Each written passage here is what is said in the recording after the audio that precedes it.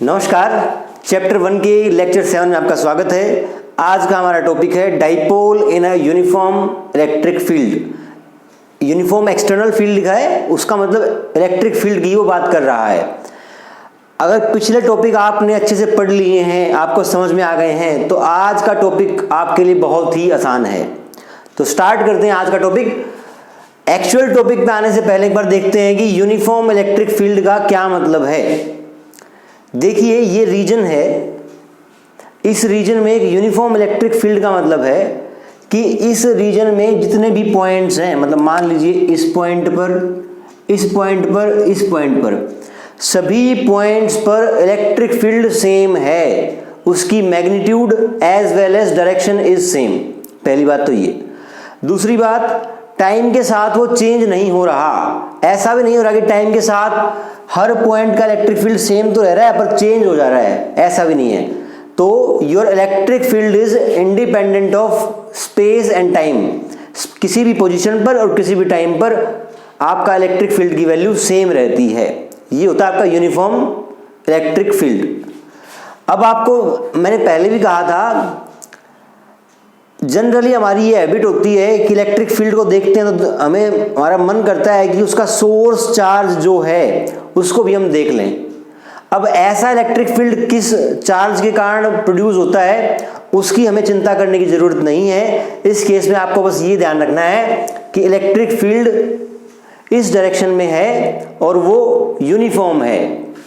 इसके अलावा आपको ये बात भी पता है, अगर किसी पॉइंट पर इलेक्ट्रोस्टैटिक फोर्स निकालना है और इलेक्ट्रिक फील्ड पता है, तो इलेक्ट्रिक फील्ड के अंदर मैं यदि चार्ज मल्टीप्लाई कर दूं तो उस पॉइंट पर रखे चार्ज Q पर इलेक्ट्रोस्टैटिक फोर्स निकल आएगा। ये फॉर्मूला हम आगे यूज करेंगे। सेकंड हमारा पॉइंट है डाइपोल क्या होता है। डाइपोल हमने ऑलरेडी पढ़ लिया है। Dipole is a pair of equal and opposite charges separated by a small distance 2a plus Q minus Q। ये दोनों सेपरेट किए गए हैं एक डिस्टेंस 2a से।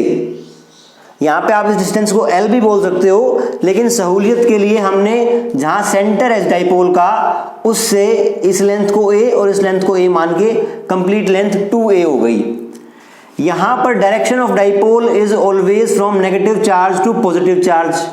तो आपका जो डाइपोल की डायरेक्शन है इस केस में वो ये सेंटर पॉइंट है, तो ऐसी डायरेक्शन है, आपका डाइपोल इस डायरेक्शन में ओरिएंटेड है। क्लियर है? तो हमने यूनिफॉर्म इलेक्ट्रिक फील्ड समझ लिया, डाइपोल क्या होता है उसको समझ लिया। डाइपोल मोमेंट की वैल्यू होती है charge into the distance by which two charges are separated.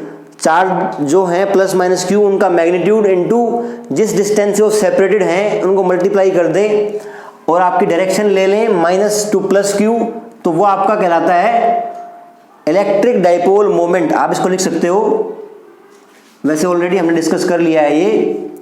ये आपका इलेक्ट्रिक डाइपोल मोमेंट है और ये आपका रिलेशनशिप बिटवीन देखिए इसका मतलब समझ लीजिए आप। इसका मतलब ये है, अगर किसी पॉइंट रैंडम पॉइंट पर, इस पॉइंट पर मुझे इलेक्ट्रिक फील्ड निकालना है, फोर्स निकालना है, इलेक्ट्रोस्टैटिक फोर्स, और यहां पर चार्ज Q है, Q चार्ज पे इलेक्ट्रोस्टैटिक फोर्स निकालना है और इलेक्ट्रिक फील्ड E प्रेजेंट है, तो मैं सीधा E के अंदर Q मल्टीप्लाई करूंगा और इलेक्ट्रोस्टैटिक फोर्स को निकाल लूंगा। ये आपका ये फॉर्मूला है। अच्छा, जैसे यहां पर मैंने क्या शो किया है, इलेक्ट्रिक फील्ड ऐसे शो किया है, उसके आगे डाइपोल दिखाया है, तो ये इलेक्ट्रिक फील्ड जस्ट एक सिंबल है। वो इलेक्ट्रिक फील्ड इस पूरे रीजन में प्रेजेंट है, मतलब ये डाइपोल इस इलेक्ट्रिक फील्ड की प्रेजेंस में रखा है। इतना आपको क्लियर है? अब आगे बढ़ते हैं। अब देखते हैं इस इलेक्ट्रिक फील्ड के कारण इस डाइपोल पर लगने वाली नेट फोर्स कितनी है। नेट फोर्स कितनी है? जो आपका ये B और A है, यहां पर अब आपका क्या है माइनस Q और यहां पर आपका प्लस Q। आप ये बताइए, इस चार्ज पर अगर इलेक्ट्रिक फील्ड ऐसे होगा तो फोर्स भी ऐसे ही लगेगा। Force on plus Q charge is equals to Q into E. Electric field का मैग्नीट्यूड ई है और डायरेक्शन मैंने इस एरो से शो कर दी, तो this is force, magnitude of force on charge plus Q. Similarly जो ये माइनस क्यू है, इलेक्ट्रिक फील्ड ऐसे है तो फोर्स इस पे ऐसे लगेगा, क्योंकि हमें पता है कि अगर चार्ज नेगेटिव होगा तो यहाँ माइनस साइन आ जाएगा और इलेक्ट्रिक फील्ड और फोर्स अपोजिट डायरेक्शन में हो जाएंगे। इसका मतलब इलेक्ट्रिक फील्ड यदि उस साइड है तो आपका फोर्स इस साइड लगेगा। This is force on minus q and it is given by q into ई।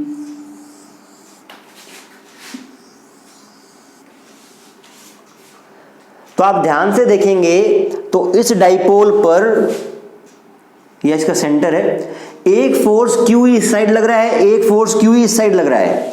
अगर किसी एक व्यक्ति को मैं दोनों साइड से सेम फोर्स से खींचूं तो क्या उसका मूवमेंट होगा? नहीं होगा। इसका मतलब ये डाइपोल यहीं की यहीं रहेगा। नेट फोर्स उस पर कितना है? 0 है। Net force is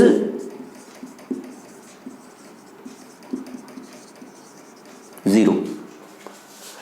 net force देखने के बाद देखते हैं कि इस पर नेट टॉर्क क्या है।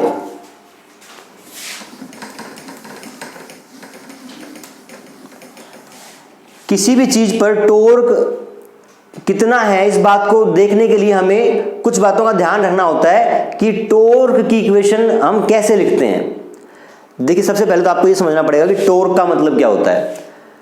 ट्रांसलेशनल मोशन में अगर कोई चीज स्ट्रेट लाइन में ट्रेवल कर रही है तो उसको चलाने के लिए जो काम फोर्स करता है वही काम रोटेशनल में किसी चीज को घुमाने के लिए वो काम टॉर्क करता है।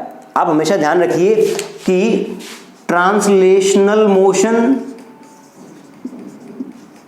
और रोटेशनल मोशन में कुछ एनालॉजी होती है। यहां डिस्प्लेसमेंट होता है, वहां एंगुलर डिस्प्लेसमेंट होता है। यहां वेलोसिटी होती है, यहां एंगुलर वेलोसिटी होती है।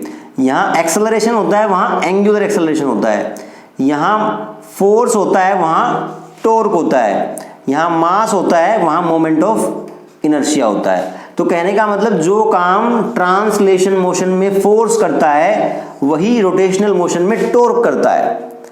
तो यहां पर अगर आपको टॉर्क का कॉन्सेप्ट नहीं पता है तो हमारी एक प्लेलिस्ट है बैक टू बेसिक्स, आप उसमें जाके देखिए। टॉर्क के ऊपर एक बहुत ही बेहतरीन लेक्चर ऑलरेडी अपलोड किया जा चुका है, तो आप उसको जरूर देखें एक बार, टॉर्क को गहरे से समझने के लिए।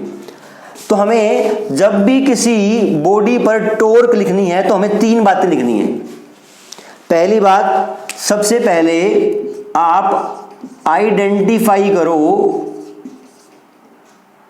एक्सिस और reference point.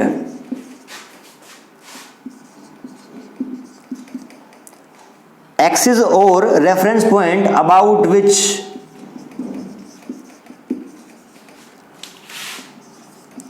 you are going to write torque। जिस पर आप टॉर्क लिखने वाले हो, identify axis reference point about which you are going to write torque. हम मान लीजिए जो इसका सेंटर है उसके अराउंड टॉर्क लिखना चाहते हैं, इसका मतलब हमने पॉइंट आइडेंटिफाई कर लिया। सेकंड आप क्या आइडेंटिफाई करोगे? Identify the point of application of force.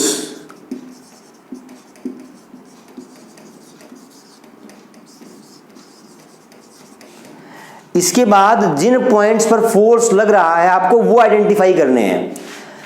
इस केस में देखिए, एक तो फोर्स लग रहा है ए पॉइंट पर इस साइड और एक फोर्स लग रहा है इस साइड।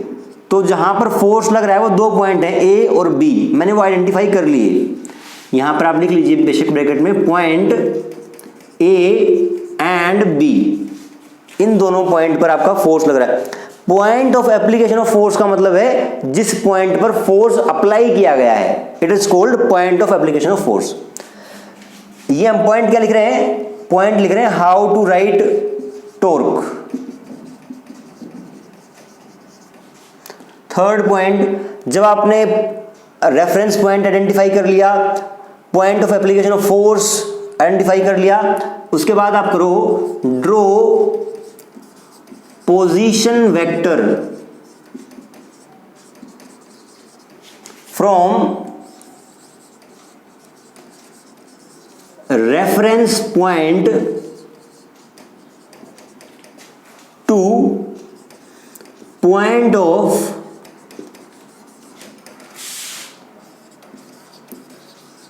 Application of force. क्या लिखा है? हमें यह पता है जो टॉर्क है वो पोजीशन वेक्टर r पर डिपेंड करती है, इसलिए हमें जिस पॉइंट के अबाउट हम टॉर्क लिख रहे हैं उस पॉइंट से लेके और जहां पर फोर्स अप्लाई हो रहा है वहां तक एक पोजीशन वेक्टर ड्रॉ करना होता है। और एक बात और आप यहां पे ध्यान रखेंगे, इस डाइपोल पर दो फोर्स लग रहे हैं, तो दोनों फोर्स के कारण दो टॉर्क लगेंगे, तो दोनों टॉर्क को हम अलग अलग स्टडी करेंगे।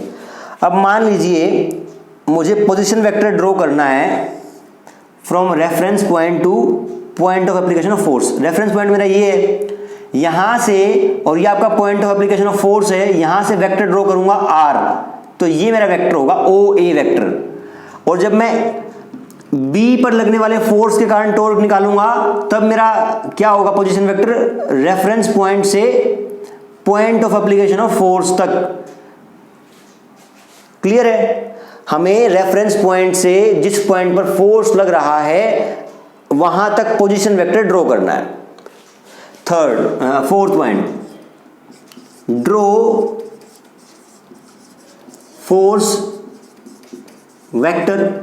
फिर आप फोर्स वेक्टर ड्रॉ कीजिए और फाइनली आप क्रॉस प्रोडक्ट ले लीजिए।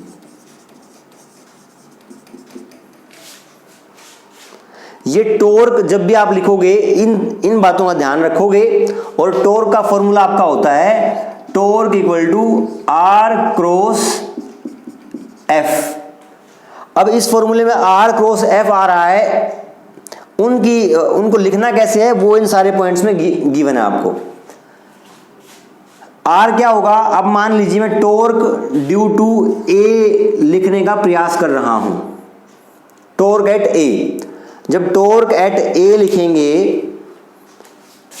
तो आप इसको रब कर दें,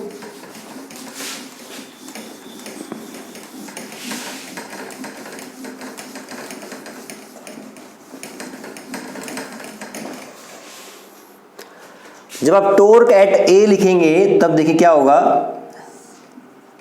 ये आपका O पॉइंट है, ये आपका A पॉइंट है। यहां से जब टॉर्क A पे लिख रहा हूं तो मैंने पहले रेफरेंस पॉइंट आइडेंटिफाई किया, फिर point of application of force identify किया, फिर एक पोजीशन वेक्टर ड्रॉ किया रेफरेंस पॉइंट से कहां तक? Point of application of force तक। पोजीशन वेक्टर ड्रॉ कर लिया R, और फिर उस पॉइंट ऑफ एप्लीकेशन पर जो फोर्स लगा है उसको ड्रॉ कर लिया। अब R और F जब मैंने ड्रॉ कर लिए तब इनका क्रॉस प्रोडक्ट लिखना आसान होता है। R torque at point A will be R cross F which is equals to, R की वैल्यू कितनी है? Magnitude of R is A है ये वेक्टर। F की कितनी है? F की है भैया, F की वैल्यू है आपकी QE और इनटू साइन थीटा, क्योंकि R क्रॉस F होता है RF sine theta n cap. R यहां पर A था, F यहां पर QE था, और साइन थीटा अलग से लिख देंगे। यहां पर देखो साइन थीटा क्या है? साइन थीटा R और F के बीच का एंगल है। R वेक्टर को मैं यदि यहां शिफ्ट कर दूं, ये आपका F ऐसे है और R आपका ऐसे है।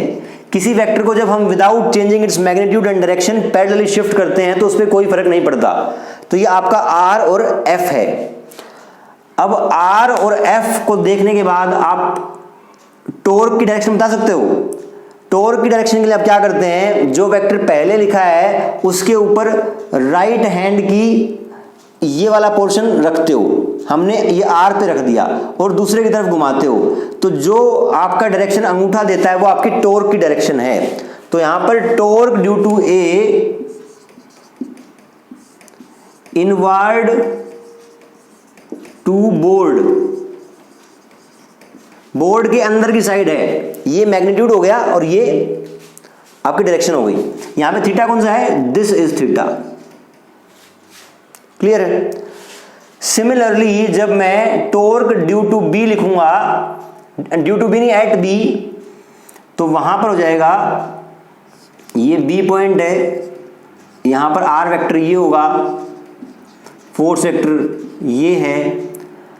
आप फोर्स वेक्टर को और आर वेक्टर को एक साथ लिखोगे तो ये आर हो गया, ये एफ हो गया। यहां भी फोर्स की वैल्यू कितनी है, क्यू ई, और आर की वैल्यू कितनी है, ए। साइन थीटा देखिए, अगर ये एंगल थीटा है तो डेफिनेटली ये भी थीटा होगा, because these two lines are parallel, तो आपका एंगल थीटा ही होगा। फोर्स ऐसे है आपका, तो यहां पर आर क्रॉस एफ आप कैसे करोगे, आर क्रॉस एफ के लिए हमें ऐसे आर के ऊपर हाथ रखना पड़ेगा और एफ की तरफ घुमाएंगे, तो ये आपका क्या हो जाएगा, टॉर्क की डायरेक्शन इनवर्ड आ जाएगी। Torque due to not due to, torque due to force at point B, A Q E sine theta inward. देखिए आपको यदि क्रॉस प्रोडक्ट में थोड़ी सी भी दिक्कत है कि कैसे लेते हैं और क्या इसके एप्लीकेशंस हैं, तो हमने इसके ऊपर एक सेपरेट वीडियो बना रखा है, बैक टू बेसिक्स, जो हमारी प्लेलिस्ट है उसमें आपको मिल जाएगा। आपको इशू है कोई तो आप डेफिनेटली देख लीजिए।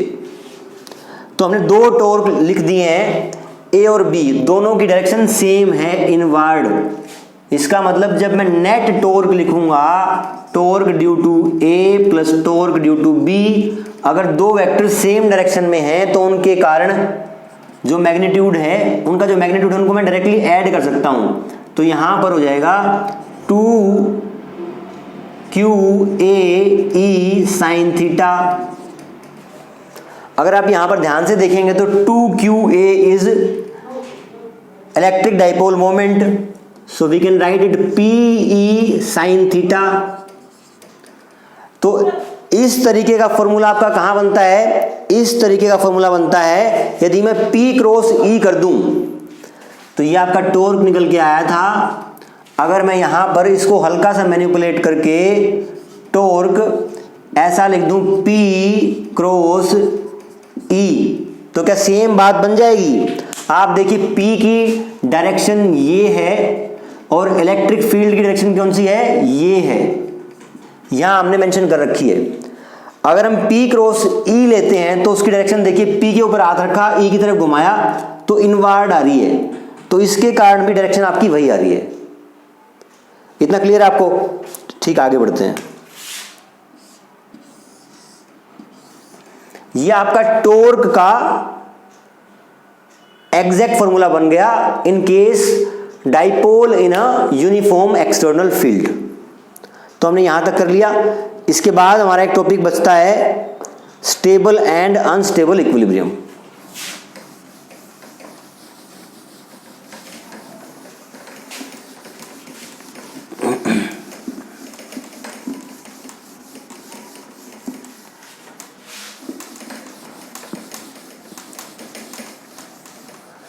सबसे पहले तो आपको इक्विलिब्रियम टर्म की डेफिनेशन पता होनी चाहिए।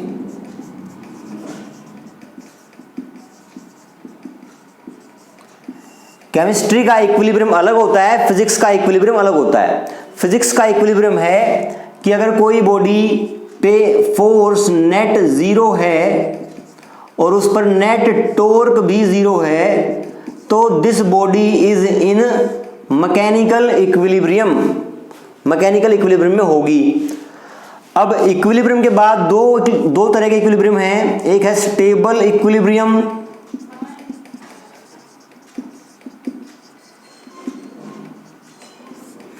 एक है अनस्टेबल इक्विलिब्रियम।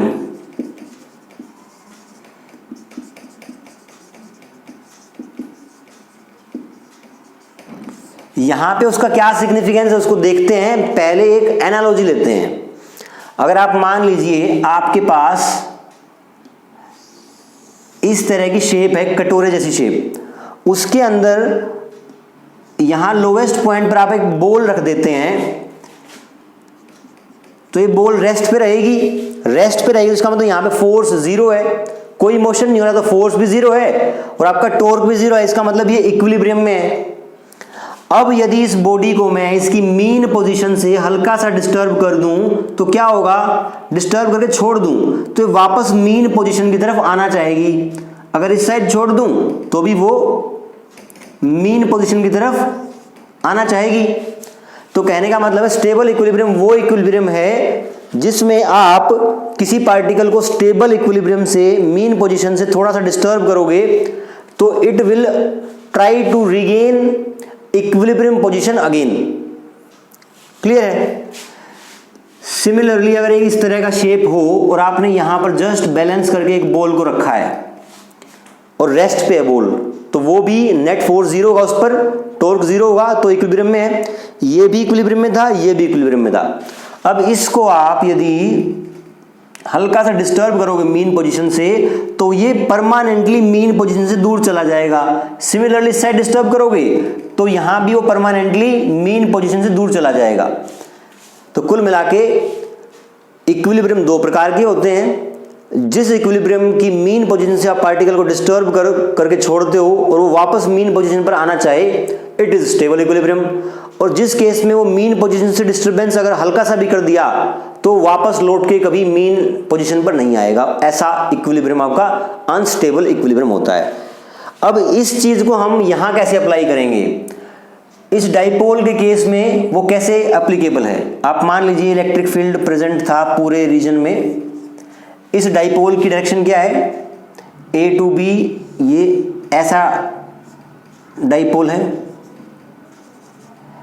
इस पर यहां नेगेटिव चार्ज है, यहां पॉजिटिव चार्ज है। अब पॉजिटिव चार्ज पर फोर्स किस साइड लगेगा, इस साइड लगेगा, नेगेटिव पर इस साइड। तो आप ये बताइए ये जो डाइपोल है किस साइड घूमेगा। अगर मैं कुछ भी नहीं पता है, फिजिक्स का कोई रूल नहीं पता है, अगर मान लीजिए यहां पर मैं एक खूंटी पे एक ऐसी स्टिक टांग दूं बीच में उसका होल करके और उस पर मैं दो फोर्स एक ऐसे लगाऊं और एक ऐसे लगाऊं, तो वो हिंज के अराउंड इस साइड घूमना चाहेगी। तो मतलब ऐसे फोर्स लगने के कारण उसका मोशन ऐसे होगा। ये P था, ये E था, इलेक्ट्रिक P कैसे है, P ऐसे है और इलेक्ट्रिक फील्ड ऐसे है। अगर आप टॉर्क लिखोगे तो वो P क्रॉस E इनवर्ड आएगा। P क्रॉस E की डायरेक्शन देखोगे तो वो अंगूठा अंदर आएगा। देखिए जब भी क्रॉस प्रोडक्ट से जो डायरेक्शन निकलती है, it gives the direction of axis around which actual rotation is taking place. जिस एक्सिस के अराउंड इस डाइपोल का एक्चुअल रोटेशन होगा वो उस एक्सिस की डायरेक्शन देती है। इसका मतलब ऐसी एक्सिस होगी जिसके अराउंड इसका रोटेशन होगा। और इस एक्सिस के अराउंड जब मैं अंगूठा लगाता हूं और हथेली अपनी उंगलियों को कर्ल करता हूं तो उंगलियों की direction will give actual direction of motion of particle या ऑब्जेक्ट। तो कहने का मतलब क्या हुआ कि इलेक्ट्रिक फील्ड में मैंने ऐसे डाइपोल रखा तो वो इसको इस साइड घुमा देगा। इस साइड घुमाने के बाद आप देखिए जब वो इस पोजीशन में आ जाएगा तब P क्रॉस की E क्या होगा, इस केस में P भी इस साइड है और E भी इस साइड है, दोनों के बीच में एंगल कितना हो गया, जीरो। और जीरो एंगल का मतलब है साइन जीरो, और साइन जीरो जीरो, तो यहां पर टॉर्क जीरो हो जाएगी। तो जब आपका डाइपोल इलेक्ट्रिक फील्ड के अलोंग अलाइन करेगा वहां पर फोर्स भी जीरो है, फोर्स तो ऑलरेडी जीरो थी सब में, और यहां पर टॉर्क भी जीरो हो गई। ये आपका इक्विलिब्रियम है। अब इस इक्विलिब्रियम को हल्का सा अगर इसकी मीन पोजीशन से डिस्टर्ब करके यहां ले आऊं, यहां पे क्या होगा, पॉजिटिव पर ऐसे फोर्स लगेगा, नेगेटिव पर ऐसे, इसको वापस उसी पोजीशन पे लाना चाहेंगे। तो इसका मतलब जब इलेक्ट्रिक फील्ड और P पैरेलल हैं वो आपकी स्टेबल इक्विलिब्रियम की कंडीशन है।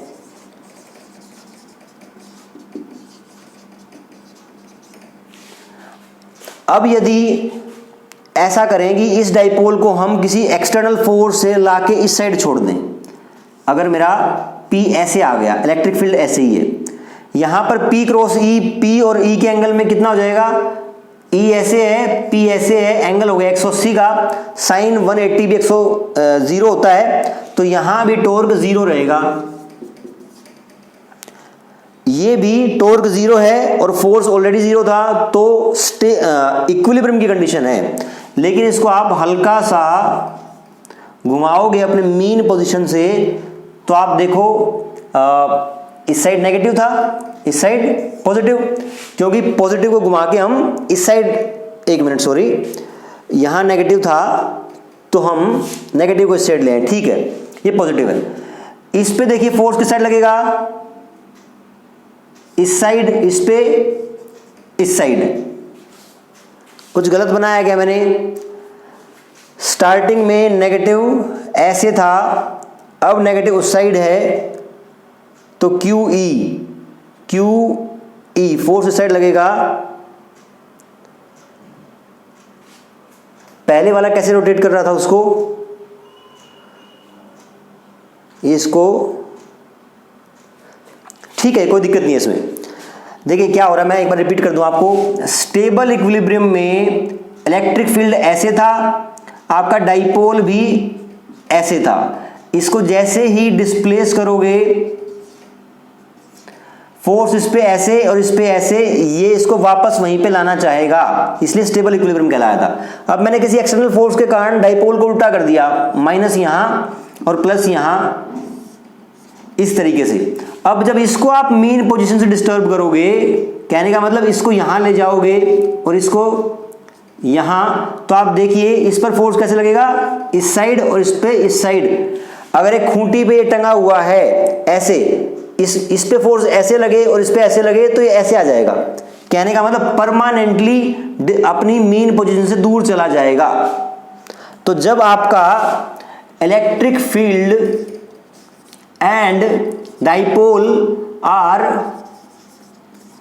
एंटी पैरेलल, तब आपका क्या होता है, अनस्टेबल इक्विलिब्रियम।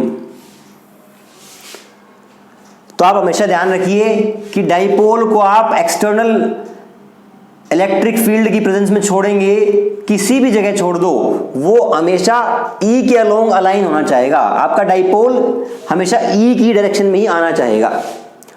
तो इस तरीके से हमने डिटेल में पढ़ा। आपका स्टेबल और अनस्टेबल इक्विलिब्रियम का कॉन्सेप्ट बोर्ड में रिपीटेटिवली पूछा जाता है, तो आप इसको अच्छे से तैयार कर लीजिए। इसके अलावा आज का लेक्चर आपको समझने में दिक्कत आई हो, तो आपको डेफिनेटली दो कारणों से दिक्कत आई होगी। एक तो आपको क्रॉस प्रोडक्ट का ना पता हो, या फिर आपको टॉर्क का कॉन्सेप्ट ना पता हो। तो दोनों पे हमने बहुत ही अच्छी वीडियोस बना रखी हैं, बैक टू बेसिक्स प्लेलिस्ट में जाके आप देख सकते हैं। तो आज के लेक्चर में इतना ही। नेक्स्ट क्लास में हम पढ़ेंगे गोज लॉ। पिछली क्लास में मैंने अनाउंसमेंट की थी कि आज हम गोज लॉ पढ़ेंगे, पर मैं इस टॉपिक को भूल गया था। तो नेक्स्ट क्लास में एक बहुत ही इंपॉर्टेंट टॉपिक गोज लॉ को हम स्टार्ट करेंगे। Thank you very much.